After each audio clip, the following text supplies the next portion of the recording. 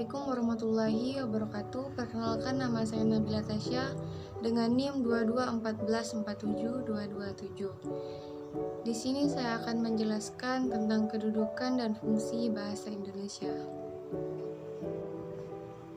Kedudukan bahasa Indonesia adalah sebagai bahasa nasional dan bahasa negara, seperti tercantum pada Ikrar Ketiga Sumpah Pemuda 1928 yang berbunyi, "Kami putra dan putri Indonesia menjunjung bahasa persatuan bahasa Indonesia." Ini berarti bahasa Indonesia memiliki kedudukan yang sangat penting. Kedudukan bahasa Indonesia berada di atas bahasa-bahasa daerah. Dalam kedudukannya, bahasa Indonesia harus benar-benar dipahami oleh semua kalangan, terutama kaum muda dan pelajar, agar jiwa patriotisme dan nasionalisme mereka terus terjaga. Hal ini berkenaan dengan keadaan saat ini, yang semakin hari semakin krisis akan jiwa nasionalisme tersebut.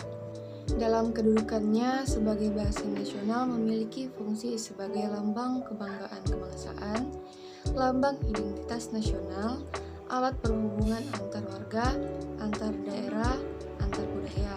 Indonesia sebagai bahasa negara memiliki fungsi diantaranya sebagai bahasa resmi kenegaraan, alat perhubungan pada tingkat nasional, alat pengembangan kebudayaan, ilmu pengetahuan dan teknologi.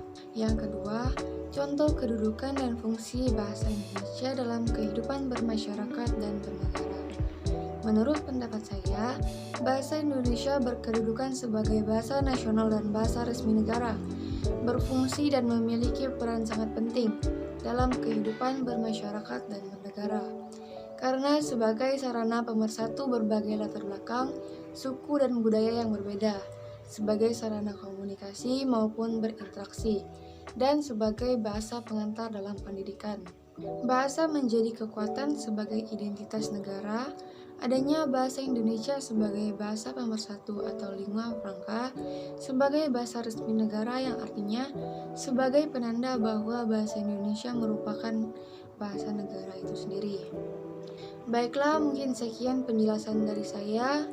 Bila ada kekurangan atau kesalahan dalam penyebutan kata, saya mohon maaf. Saya akhiri, wabillahi taufiq wal hidayah. Wassalamualaikum warahmatullahi wabarakatuh.